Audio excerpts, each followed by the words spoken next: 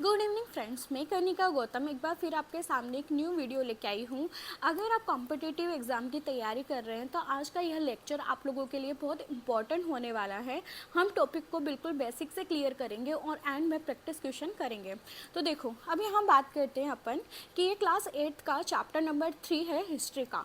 तो देखो, ये गवर्नमेंट एग्ज़ाम के लिए भी इम्पॉर्टेंट है, यूपीएससी आरपीएससी के लिए भी इम्पॉर्टेंट है, साथ में ये क्लास 8 के लिए तो इम्पॉर्टेंट है ही। तो देखो, अब हम बात करते हैं यहाँ पे ग्रामीण क्षेत्र पर शासन चलाना। तो देखो क्या होता है इसके अंदर। देखो, हमने पहले पढ़ा था कंपनी, ईस्ट इंडिया कंपनी के बारे में। अब यहाँ पर उसके आगे हम इसमें स्टडी करेंगे। तो देखो यहाँ पे 12 अगस्त 1765 को मुगल बादशाह ने ईस्ट इंडिया कंपनी को बंगाल का दीवान तैनात किया। इस बात को पूरी संभावना है कि यह घटना मुट्ठी भर अंग्रेजों और हिंदुस्तानियों की मौजूदगी में रॉबर्ट क्लाइव के तंबू में घटी होगी। ठीक है, तो देखो इसमें क्या है ना, घटना को एक भव्य समारोह के रूप में दिखाया गया है। यह चित्र उस चित्रकार ने बनाया है जैसे रॉबर्ट क्लाइव ने अपने जीवन की यादगार घटनाओं को चित्रित किया है। तो देखो यहाँ पर एक इमेज है जो कि क्लियर नहीं आ रही, कोई बात नहीं, हम आगे बढ़ते हैं। देखो, दीवान के तौर पर कंपनी के नियंत्रण वाले भूभाग के आर्थिक मामलों की मुख्य शासक बन गई थी। मतलब जो मेन काम सारा कंपनी के अधीन आ गया था। जब उसे कंपनी अपनी ज़मीन का शासन चलाने और आमदनी व्यवस्थित करने का रास्ता ढूंढ रहा था, इसके लिए इसे एक ऐसा रास्ता ढूंढना था जिससे कंपनी के बढ़ते खर्चों को पूरा करने के लिए काफ़ी आमदनी जुटाई जा सकती है। कंपनी व्यापारिक कंपनी के नाते उसे ख्याल रखना था कि अपनी ज़रूरत की चीज़ें खरीदती बेचती रहे। देखो, ये इनका काम जो था खरीदना बेचना तो था ही, साथ में ये क्या है, दीवानी का काम भी करने लग गए थे। अब देखो, समय के साथ कंपनी को समझ आने लगा कि उस सावधानी से आगे बढ़ना होगा। बाहरी ताकत होने की वजह से उन्हें लोगों को शांत करना, गांव देहात में पहले शासन चला चुके थे और जिनके पास अभी भी काफ़ी ताकत और सम्मान था, ऐसे जो लोग स्थानीय सत्ता में रह चुके थे उन्हें नियंत्रित करना जरूरी था। तो देखो, ये हमें ध्यान रखना है। कंपनी अब क्या करती थी, ठीक है। अब कंपनी की आमदनी मतलब कंपनी के पास पैसे कहाँ से आते थे, ठीक है। तो कंपनी दीवान तो बन गई, ठीक है, लेकिन अभी भी खुद को एक व्यापारी ही मानती थी। मतलब जो अपना मेन चीज़ है वो तो अपन कभी भूलते ही नहीं है, ठीक है। तो ये क्या हो गया, कंपनी दीवान तो बन गई लेकिन ये क्या है, इन्होंने आगे मतलब ये व्यापारी भी रहे। कंपनी भारी भरकम लगान तो चाहती थी, मतलब टैक्स चाहती थी कि लोग इनको टैक्स दें, ठीक है। लगान मतलब होता है टैक्स, ठीक है, टैक्स, ठीक है। तो लगान तो भारी भरकम लगान तो चाहती थी, लेकिन उसके आकलन और वसूली का कोई नियमित व्यवस्था से हिचकिचा रही थी। मतलब कोई दे कोई नहीं दे, ये चीज़ उनको थोड़ा कन्फ्यूज़न था। उसकी कोशिश यही थी कि वह ज़्यादा से ज़्यादा राजस्व हासिल करे, यानी कि राजस्व मतलब टैक्स हासिल करे, ठीक है। और कम से कम कीमत पर बढ़िया सूती और रेशमी कपड़ा खरीदे। मतलब टैक्स तो ज़्यादा ले, मतलब लोगों से अच्छा खासा पैसा वसूल करे, टैक्स भी ज़्यादा ले और उनसे जो कपड़ा है वो भी कम कीमत पर खरीदे। मतलब फ़ायदा दोनों तरफ से कंपनी का ही हो रहा है, ठीक है। इसी कारण 5 साल के भीतर बंगाल में कंपनी द्वारा खरीदी जाने वाली चीज़ों का कुल मूल्य दुगना हो चुका था, ठीक है। 1865 से पहले कंपनी ब्रिटेन से सोने और चांदी का आयात करती थी, ठीक है। तो देखो, ब्रिटेन से इन चीज़ों के बदले सामान खरीदती थी। अब बंगाल में इकट्ठा होने वाले पैसे से ही निर्यात के लिए चीज़ें खरीदना जा सकती थी। जल्दी ही यह जाहिर हो गया कि बंगाल की अर्थव्यवस्था गहरे संकट में फंसती जा रही थी। तो सबसे पहले ये कोलकाता बंगाल में आए थे, तो सबसे पहले इन्होंने बंगाल को कंगाल किया, ठीक है। कारीगर गाँव छोड़कर भाग रहे थे क्योंकि उन्हें बहुत कम कीमत पर चीज़ों कंपनी को जबरन बेचनी पड़ती थी। तो कारीगर भी परेशान थे बेचारे। किसान अपना लगान नहीं चुका पा रहे थे, किसान भी परेशान थे। कारीगरों का उत्पादन गिर रहा था और खेती चौपट होने की दशा पे थी। मतलब धीरे धीरे सारा ही बंटा ढाल होने वाला था। तो देखो, आगे बढ़ते हैं अपन। 1770 में पड़े अकाल ने बंगाल में 1 करोड़ लोगों की मौत की नींद सुला दिया था। तो 1770 में अकाल पड़ा था। इस अकाल में लगभग 1/3 अवधि समाप्त हो गई थी। अब खेती में सुधार की ज़रूरत थी। ऑब्वियस सी बात है, लोगों की मेन कमाई खेती थी उसी टाइम पे, तो उनको क्या करना है, अब खेती में सुधार करना इंपॉर्टेंट है। कि मतलब लोग ज़्यादा खेती करेंगे तभी तो उनको पैसा मिलेगा। अगर खेती नहीं होएगी तो अंग्रेजों के पास भी पैसा कहाँ से आएगा। तो उन्होंने सोचा कि भाई हमें कुछ सुधार भी करना चाहिए यहाँ पे। तो देखो, अगर अर्थव्यवस्था संकट में थी तो कंपनी अपनी राजस्व आय के बारे में आश्वस्त रह सकती थी। कंपनी के ज़्यादातर अफसरों को यह लगने लगा था कि ज़मीन में निवेश करना, खेती में सुधार लाना जरूरी है। तो उनको लगा था कि भाई काम करना पड़ेगा हमें। यह काम किस तरह किया जा सकता था, इस पर 2 दशकों से बहस आ रही थी। आखिरकार कंपनी में 1793 में स्थायी बंदोबस्त लागू किया था। क्या स्थायी बंदोबस्त था, देखते हैं। इस बंदोबस्त की शर्तों के हिसाब से राजाओं और तालुकदारों को जमींदारों के रूप में मान्यता दी गई थी, ठीक है। तो इनको राजाओं और तालुकदारों को जमींदार बना दिया। उन्हें किसान से लगान वसूल करने और कंपनी को राजस्व चुकाने का जिम्मा सौंपा गया। मतलब राजा ही अब क्या करेंगे, किसानों से टैक्स वसूल करेंगे। उनकी ओर से चुकाई जाने वाली राशि स्थायी रूप से तय कर दी गई।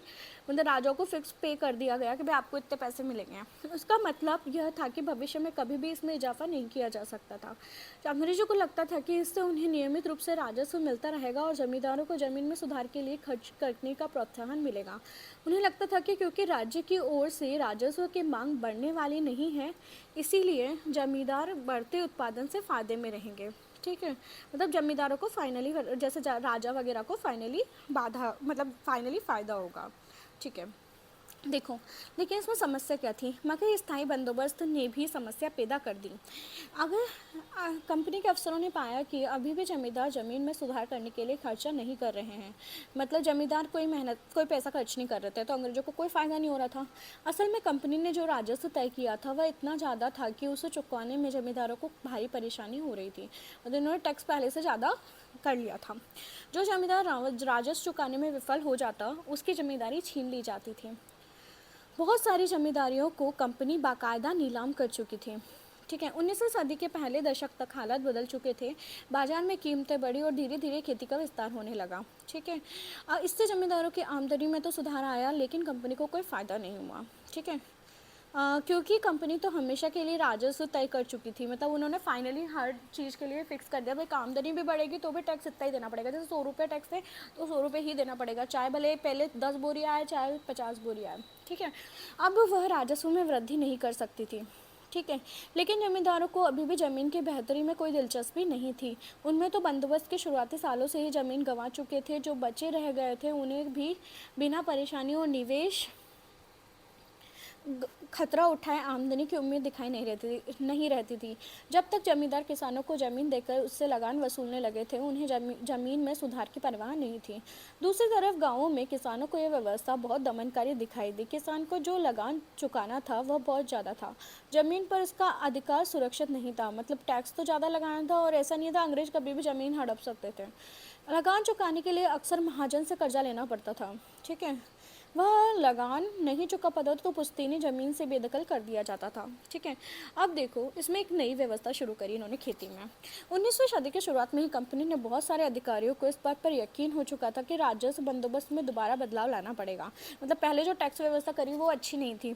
जब कंपनी को शासन और व्यापार के अपने खर्चे चलाने के लिए पैसे की ज़रूरत हो तो वह स्थायी रूप से राजस्व तय करके काम कैसे चला सकती है। तो देखो, बंगाल प्रेसिडेंसी के उत्तर पश्चिम प्रांतों, इस इलाके का ज़्यादातर हिस्सा अब उत्तर प्रदेश में है, ठीक है।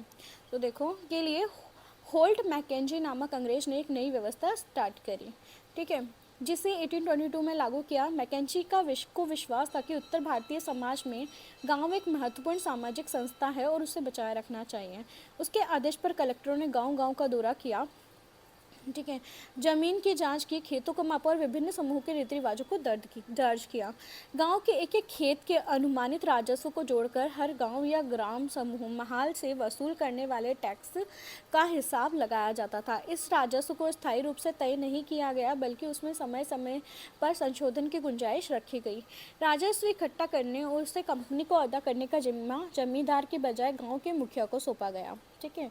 इस व्यवस्था को महालवारी बंदोबस्त कहा गया है। तो यहाँ से क्वेश्चन बनता है कि महालवारी बंदोबस्त क्या होता है, ठीक है। तो हमें ये ध्यान रखना है, ठीक है।